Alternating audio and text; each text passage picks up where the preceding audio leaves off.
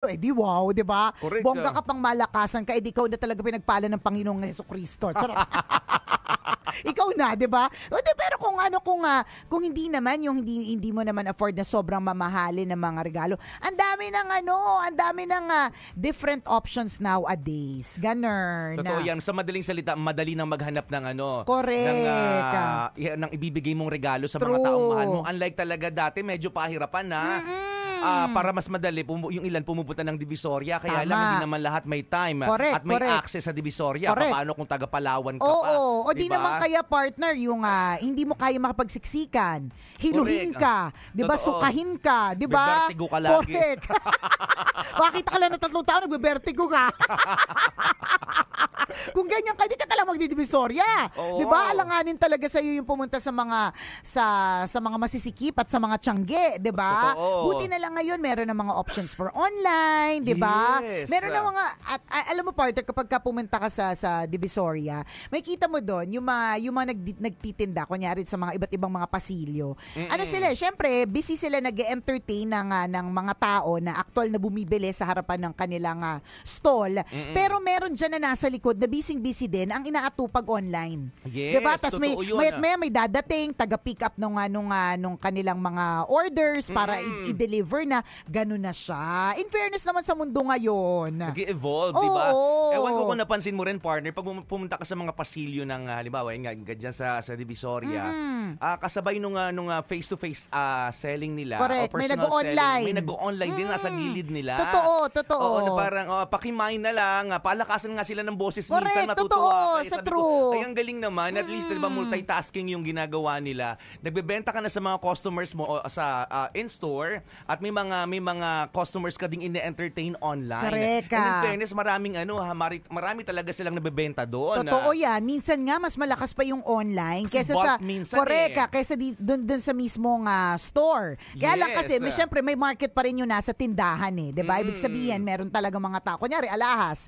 May Oo. mga tao nga, kunyari, tama ka, Jack. Kunyari, pag pumunta ka sa Mayat de la Rosa Fine Jewelry Oo. Partner, maririnig mo may nag-online dun sa gilid eh. Ay, pero talaga? yung, Ang nag-online galing din naman. sila kasi habang nag-online selling sila dun sa backstage sa kanilang Taguna area o kaya sa kanilang office, meron din na mismong tindahan. Kasi meron talaga na mga taong gusto nila actual na hinahawakan eh. Yes. May mga iba naman na okay na sa kanila yung online. Basta nakita nila dun sa endorser, alam na nila kaagad na okay, yung endorser na yan, maliit yung leeg niyan eh. So yung akin, mas mahaba yung pipiliin ko dyan. Hindi ko na kailangan pumunta. Pero meron talagang actual na gusto nila ilapat sa leeg, Correct. ilapat sa mata.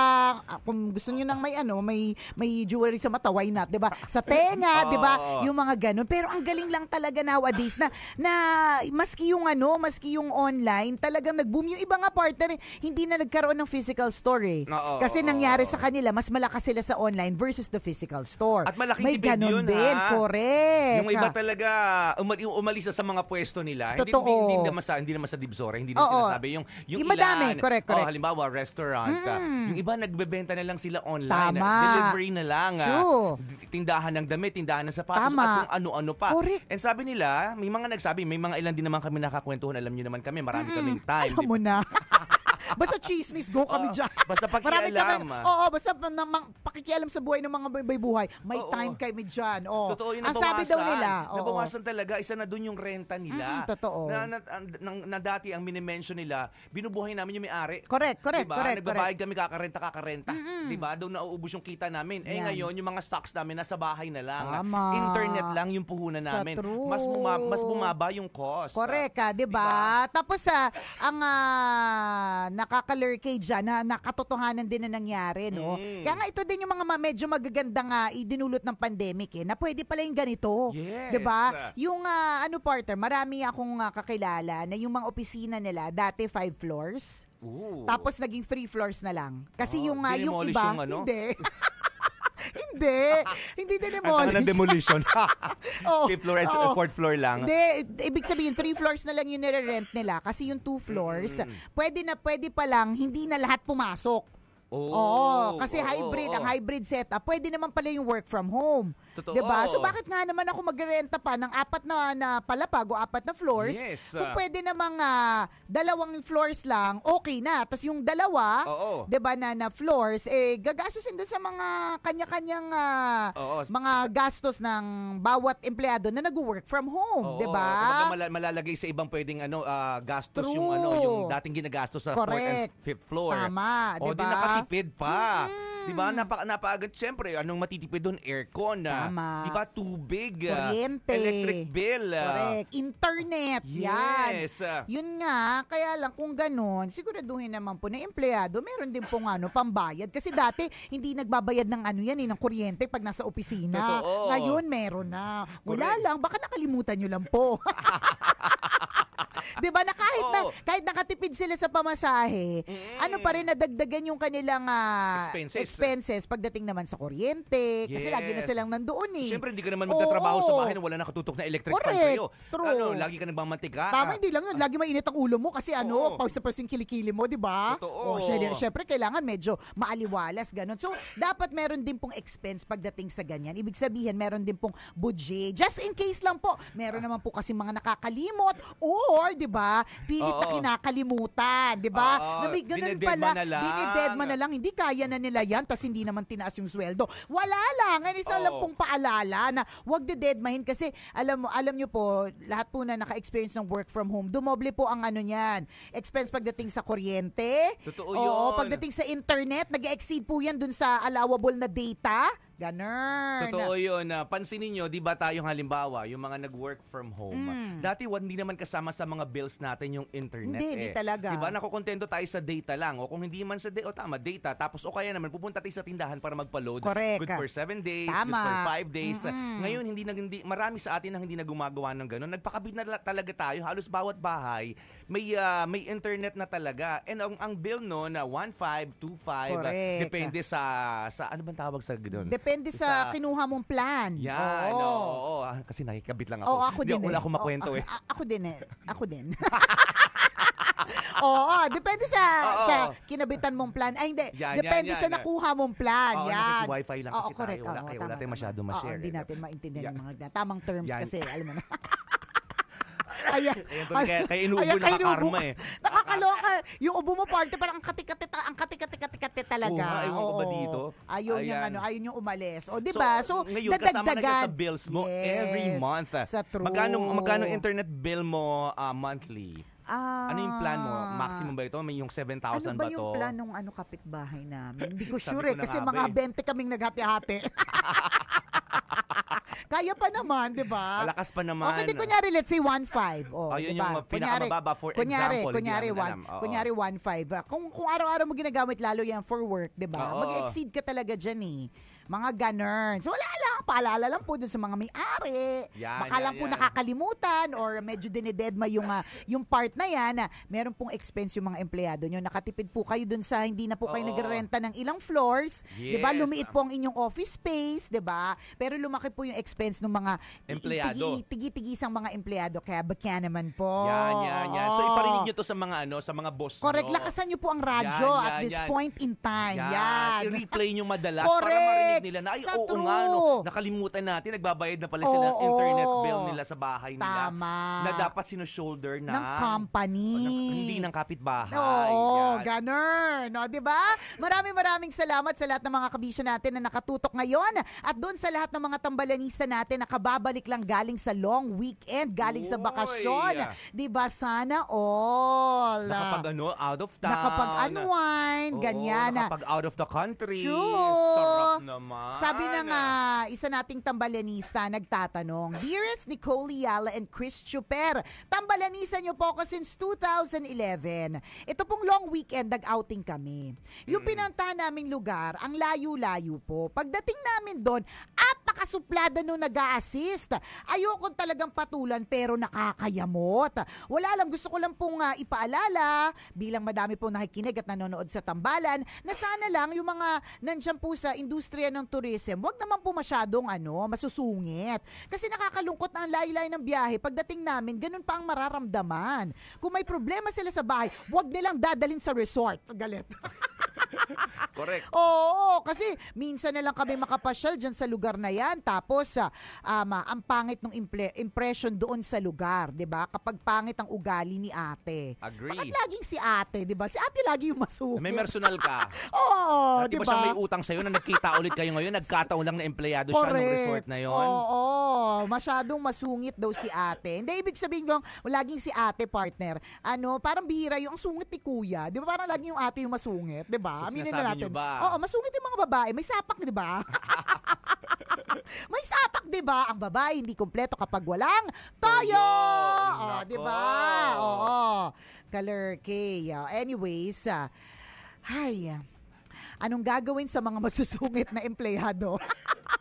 Alam mo, babalik tayo. Lakasan ulit natin yung radyo. Baka naman ang liit ng sweldo. Ang daming ginagawa, ang liit ng sweldo. Baka naman ganon. Posibleng doon ang gagaling. May posibilidad eh. Alam nyo po, ito yung lagi nating sinasabi na let's be kinder to other people.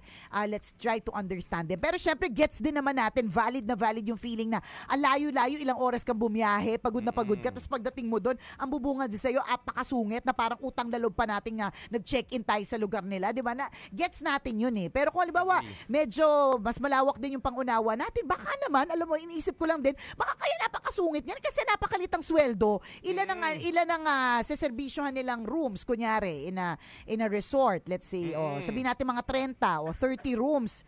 Tapos ang liit ng sweldo. O sino bang hindi sisungit? Ikaw na reception, ikaw din na maghahanda nung Ikaw nga din yung chef dyan. Correct, ikaw din diba? yung naghahati ng mga kurtina at Sa kumot, true. kurtina at kumot, unan, Correct, saka towel. Tama. Diba? Sa loob ng kwarto. Diba? Sinong hindi mapapagod Tama. yan? Sinong di iinit ang ulo, diba? Sa sweldo mo, kakarampot lang. Correct. Tapos yung dadating na mag-check-in dun sa resort, ang amoy apat na oras bumiyahe. Sige mo yun. Diba? Yung halatang ng digma sa biyahe, diba? O sino hindi susungit doon, diba? Kung titingnan natin yung ang dahilan, diba? Baka may mas malalim na dahilan. Pero gets natin, kapag ka talagang nandyan tayo sa ganyang klase ng industriya, kailangan po talaga tayo po talaga yung nag-a-adjust. Ano talaga yan, kasama po talaga yan sa it comes with the territory. Kasama po sa pagbebenta ng resort, kasama sa pagbebenta ng item, yung pagiging maaliwalas. 'Di ba? At totoo po 'yun, katulad ng sabi namin kanina, 'di ba? Dati, pagbibili ka ng item, pupunta ka sa actual na physical store. Ngayon online pwede na. So ganun din. Dati, malalaman mo lang na hindi okay diyan sa resort na 'yan kasi kwento ng kaibigan nung nagkita kayo. Ngayon, hindi mo kailangan makarating diyan sa resort na 'yan kasi online makakabasa ka na kaagad ng negative na comment. Yes, may diba? review sa madaling Meron salita. na kaagad. Apakasusungit ng mga tao diyan. Grabe, ang bagal ng service. Kapag ka nakabasa ka ng ganyan sa resort, magdadalawang isip ka rin eh. Pupuntahan ko ba to? Yung sa totoo lang, hindi mabibigyan ng chance yung resort na na makapag alam mo yun, na makapag na makakontra dun sa mga isinulat. Gets mo, partner? Kasi marami. Tsaka totoo. Hindi tsaka nangyari. Hindi lahat makokontrol yun eh. Sa true. Yung feedback Correct. diba? Yung honest feedback ng mga customers nila.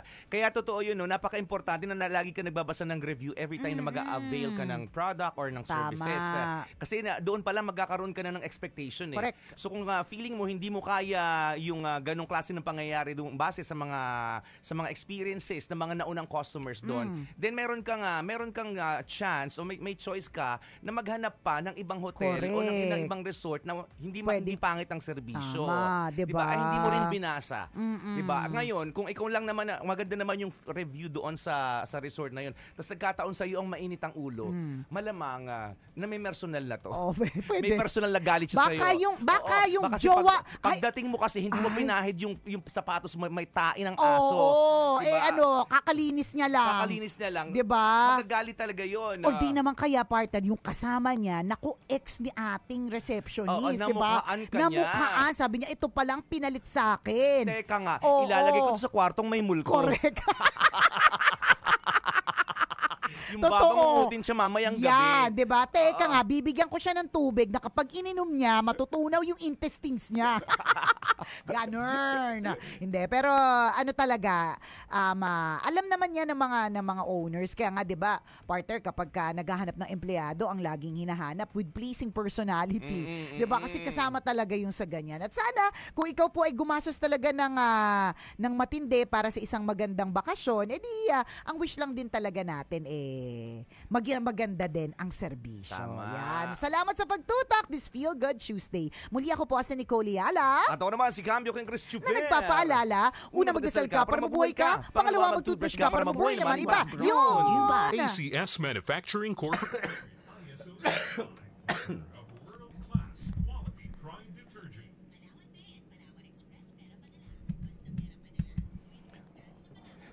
Kung consistent yung experience mo ay na-experience din ng maraming tao. Then medyo may ka doon, may kahit papaano may fault ka doon kasi hindi mo binasa yung review nila. Ngayon kasi kung nakita mo nung pangit yung, 'di ba, yung review, tumuloy ka pa rin. May option ka naman, 'di ba, na maghanap pa ng ibang hotel. Uulitin namin, kung maganda naman yung review tapos yung nagkataong masungit, pwede mong intindihin. Pwede rin kasing isolated case na tinatawag. Nagkataon lang na may problema siya sa bahay na hindi niya mawala sa sistema niya hanggang sa pagdating niya sa trabaho, daladala niya. May ganun din kasi normal lang, tao lang, di ba? True. Pwedeng nasabon siya ng boss niya. Di ba? Maaaring nawala yung perang hawak Correct. niya. Nalugi siya. O di naman kaya. Oo, totoo yun. Baka mami, nakakaskam lang sa kanya. Alam mo yun, nung eksakto dumating ka, eksakto dumating yung balita na yung huling pera niya, na-scam pala, scammer pala yung pinag-investan. Di ba yung mga ganong klaseng mga eklavo. Yan nga yung sinasabi ko kanina, partner, na maging maging kinder din tayo. Try nating intindihin. Habaan pa yung ating pasensya kasi hindi po natin alam yung laban ng bawat isa. Kaya lang gets din natin na pagod ka na. Parang alam mo kahapon na-experience namin, hindi masungit yung sa reception, pero yung sa 'di ba, partner, kailangan pag halimbawa nag-grocery ka, yung kaya may bagger kasi nagche-check yan ng number of items 'di ba? So kailangan magtali yung number of items na nakalagay doon sa box o kung saan sa eco bag ganyan. Doon sa number of items na nakalagay sa receipt. Oo, na tinype nung kahera. Alam mo, sabi ko sa'yo, partner, inabot kami ng mga 35 minutes kasi ulit-ulit sila sa bilang. Alam mo yung unang 20 minutes parang sige, intindihin naman natin kasi syempre malulugi naman sila, 'di ba? Kapag may sumobra ganyan or magkulang or whatever, ayaw natin magbayad sila. So kailangan tama yung bilang. Pero partner, nung umabot na ng 35 minutes tapos mga ilang beses at ang dami na nagbibilang, hindi ba malurky ka? Tapos edi yun na, finally nabayaran na, nabilang na. Ano na daw? May dinagdag, may binawas, mga ganun. Sige, oo na lang kasi na-swipe na yung card, ganyan. Pagdating doon kasi 'di ba may mga stores na kailangan ipakita mo yung receipt bago ka lang. Kanya yung shoplifter nung isang araw Yan. Talagang pareho sila nung nunal. Ganun. Buhay na buhay yung nunal. Confirmed siya yan, di ba? Bilangin yun na 30 beses yung dala-dala, di ba? Pero di ba, parang maiintindihin mo at a certain point Kasi kami parang sige, hintay namin. Pero kasi, alam mo, partner, kapag nakikita mo yung pila, tapos nagagalit yung nasa pila na kahit hindi mo kasalanan, pero yung maapektuhan ka rin dun sa ang hitas ko kasi talaga, partner, of them all is yung may sumasaltek, yung ganon. Ano ka ba? Minsan malog yung pustiso nila. Baka. Intindihin nga, di ba? Speaking of pag-iintindi. Pero hitas ko talaga, yun yung narinig ko yung saltak. Yung gumaganyan, parang tapos yung mga yung parang mairitang-irita yung ganon. So ganon na yung feeling nung kasunod. Kasi syempre naiintindihan mo naman 'di ba, na ang tagal, tas ulit-ulit, tas ba't ganon, di ba? Yun yung nakakainis, yung parang hindi gumana yung card, tas balik-balik, yung mga ganon. O ito, ang nangyari, partner, ulit-ulit ng pagbilang. Gano'n ba karaming 35? Hindi ko nga mag-gets 35,000 yan. Hindi, partner. O 35,000 coins. Ano lang, hindi nga parang 30 pieces ng cans. Cans na malalaki So, ibig sabihin, mas madali. Madali siyang bilangin. Mabuti kung mga ilang peraso ng mga maliliit na candy na kailangan, alam mo yun. Ito, cans ito, na iba-iba ng kulay. So, kunyari, 5 green, 5 blue, 5 red. So, ano ba yung Paulit-ulit. Tapos magkaalaman partner, ulit-ulit. Tapos tama naman pala yung receipt. Tapos ang nakakalurky dito, di sige na lang. Ang kailangan po, dagdagan nyo na lang po ng isa para po hindi po ganyan-ganyan. Sige po, okay na po kasi na-swipe na nga partner. Yung ang nakakaloka dito, yung paglabas, ganun ulit. Yung sabi ng manager, yung nandun na yung manager partner, pumunta na kasi nakita niya siguro ang tagal. Tapos kumbaga parang inano niya, o sige, kailangan magkuha na lang ng isa pa. Ganun. Nung paglabas partner, nung pumunta yung bagger doon sa manager, ganun ulit sabi ng manager, bilangin na naman. Ilang beses po tayong magbibilang. Hindi kasi sila marunong magbilang. Nakakaloka. Alam mo parang training nyo today, first day, sabi ng manager. Diyan kayo masusubukan kung marunong kayo magbilang hanggang 35. Ganun din ang training. Ang training din po, hindi kami na-inform na partner na training din po ito dun sa mga bumibili. Training ito na magkaroon kayo ng mahabang pasensya. Hindi kami na-inform. Hindi namin na-receive yung memo. Hindi kami baka naman nakasulat sa receipt. Nakakaloka, diba? Alam mo yun, yung parang at a certain point, parang yung hangganan lang din ng pag-intindi mo. Ano din may hangganan din siya na parang sobrang perwisyo dun sa oras na supposedly ilang minuto lang kasi hindi naman yun sobrang dami. Hindi namin napuno yung cart.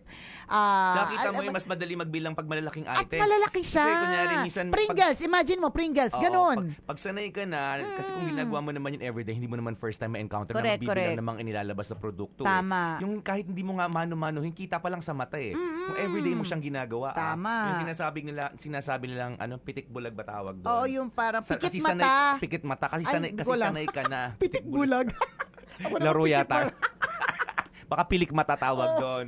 Diba? Yung kahit nakapikit kaya mo kasi sanay ka na. Kasi sanay ka na. Yun yung gusto nating sabihin. I-point, so, makita mo lang, limang kulay green yan. So, alam mong 5 yun. Diba? Pero kung talagang mahigpit ka at ang protocol is, yung hawakan ng ballpen kasi ganun isa-isa.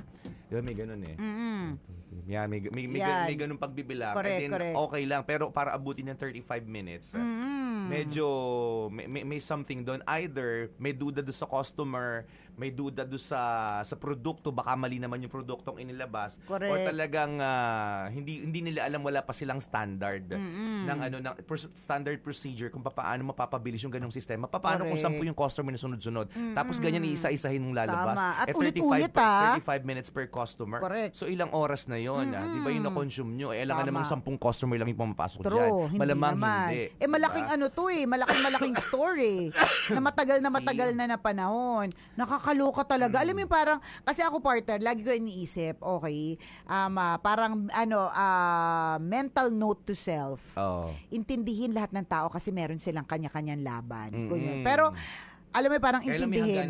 Kaya lang merong, may hangganan lang din. Kunyari, sa empleyado, parang, sige, iintindihin mo nang iintindihin. Pero, yung iba hindi ganun Ba't ka ganun? Diba parang meron lang ding hangganan yung pag-intindi sa'yo. Alam mo yun, dapat gagawa ka rin ng way.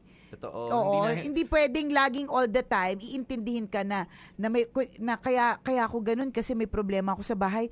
Hindi ba lahat ng tao may problema sa bahay? Ikaw lang may problema. Correct. Alam mo, ikaw lang intindihin. Maliit o malaki, true, ikaw lang ang may problema, diba? Diba? Tsaka ikaw lang intindihin lagi. Hindi dapat hindi dapat ganun Totoo. Dapat i-ano pa rin natin, adjust din tayo. Correct. Kasi kung iisipin, hindi ka capable. Correct. Diba? Kung consistent, kung once in a while, siguro once or twice nangyari, okay lang. Mo Pero kung consistent na laging, halimbawa, ganun yung rason na para, lagi may problema kasi ako sa bahay. Tama, ganun. Diba?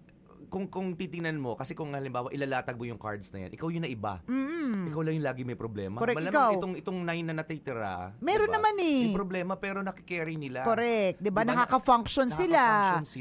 Capable sila of working. True, diba? Ikaw hindi Kumbaga parang for some, after a while, may dapat maintindihan mo yung boss mo kapag ka sinuspend ka na, pinagalitan, hindi na inintindi, 'di ba? And what's worse, nasisante kasi ibig sabihin hindi ka capable of the job. 'Di ba? Kasi lahat tayo may problema sa bahay, walang hindi. Maski yung minsan makikita natin yung mga mayayaman na mga tao o kaya yung mga sobrang komedyante, 'di ba? Isipin natin, ano pa kayang problema nila sa buhay nila, ganun. Hindi Correct. Madami po silang problema. 'Di ba? Super dami po nilang problema pero kinakaya po nila. Correct. So, ganon. sa madaling salita, hindi laging ibang tao ang mag-a-adjust sa iyo. Correct. Minsan ikaw din. Actually, Tama. dapat sa madalas sa pagkakataon, ikaw din yung mag-a-adjust sa kanila. Tama. Ganun. Kasi may hangganan lang din, hindi all the time, hindi overflowing ang pasensya. Correct. Hindi overflowing ang understanding. Ganun. Kaya huwag ka magugulat, bakit parang wala akong friends? Kasi pagod na sila mag-adjust sa'yo. Oo, totoo din. Pwede. Napagod na silang kaka-adjust sa'yo.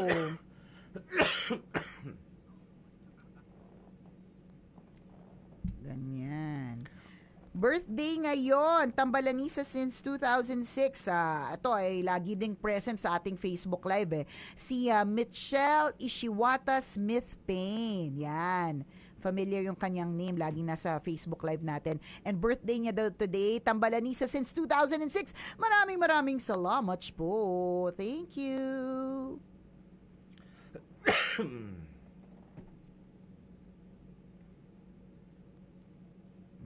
Mag-fans scan tayo. Meron.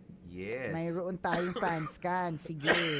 Go, go, go! Manila! Scan mo na!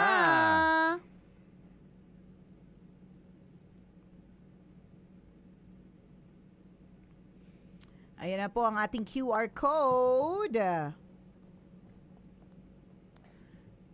Sa QR code na yan, itapat ang camera ng inyong cellphone. For a chance to win 500 pesos at mamaya po bago matapos ang programa ng Tambalan, i-announce namin ang pangalan ng maswerteng Tambalanista. Hello and happy viewing kay Reynante A. America. Sabi niya, tinapay lang ang pasensya. Tinapay lang na pasensya ang kinakain, hindi ang pagpapasensya. Yan. Si Luis Pamienta is watching, is a Tambalanista watching from Hong Kong. Tambalanista since 2009. Nagamot ka na ba, partner? Oo nga, tatlong albularyo na yung lumapit sa akin, sabi niya. Pinalo na nga ako ng mga kung ano. Hinataw ka na ng buntot pagi. Masamang espiritu, umalis ka na sa katawan ni Adrian Policena. Akala ko umalis na, bumalik pa. Bumalik ulit. Nagustuhan yung katawan mo, in fairness. Nagustuhan ng correct. Nagustuhan ng iyong body. Oo nga. Yan ang sabi ni Amalina Salamida. Hindi pa din po magaling ang ubo ni Chris. Oo nga eh. Hello kay Egays Alikbu. Matagal pa to. 3 weeks pa 3 weeks daw siya pag nagganyan Hindi, ano daw sabi ng doktor, combination of laryngitis, allergies, and cough. So isipin mo, nagsama-sama sila. Pwede namang allergy muna. Correct. Pwedeng, hindi, buti nga may boses ka eh. Kasi pag ako nagla-laryngitis, walang boses. Sabi ko, matagal ko na pong sakit yung laryngitis. Hindi pa talaga gumagaling yan, sabi ko. Correct. Dinagdagan pa ng allergy at saka... Kaya makate and cough. Yun. Ano yan weather issues. Nangyayari talaga yan. Usually nangyayari yan sa amin kapag December. Makate pag nagsasalita. Pero pag tahimik ka, syempre hindi. Nagba-vibrate.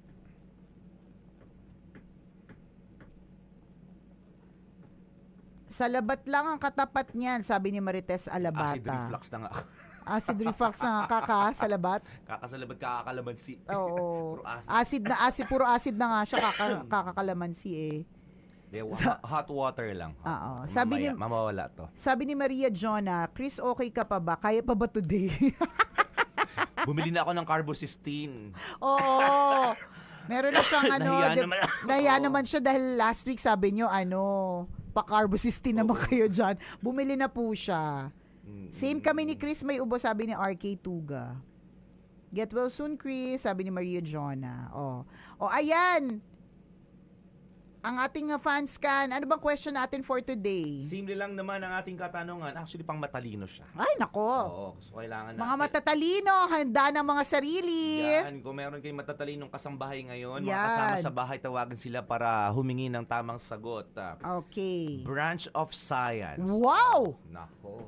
What is the branch Alam mo ba yung mga branches ng science? Oo, alam ko naman yan. To branch of science na may kinalaman sa pag-aaral ng human body. kakilala ko, ang dami ko kakilalang yan. Oo. Tatlo yung inaaral na katawan ng babae. Charot. Magaling yan. Oo. Isali mo dito yan. Oo. Mananalo yan. For sure. Malaki chance. Naku, wait lang. Message ko lang siya. Sali ka Yan, na, alam yan. mo to. 'Di ba? Okay, letter A. Anatomy. Letter B.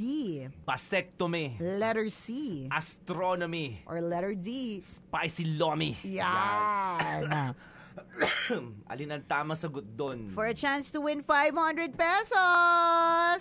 Sagutin lang ang katanungan na yan. Medyo mahirap-hirap, di ba? Oo. Pero feeling ko talaga spicy lomi tamang Feeling sagot ko. dyan. At feeling ko sa ubo mo partner, spicy lomi din. Oo. So sagot na siya sa fan scan, sagot pa siya sa ubo mo. Oo, tama na. 'di ba? Tingnan mo. Dami ng Ang dami, oo. O ayan na, ang sagot po ay hindi po dito sa aming Facebook Live. Dapat po sa ating QR code. Yun. Okidoki.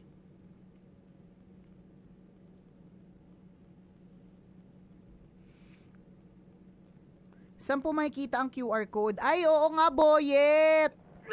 Hindi kita yung QR code pag nakaganitong portrait.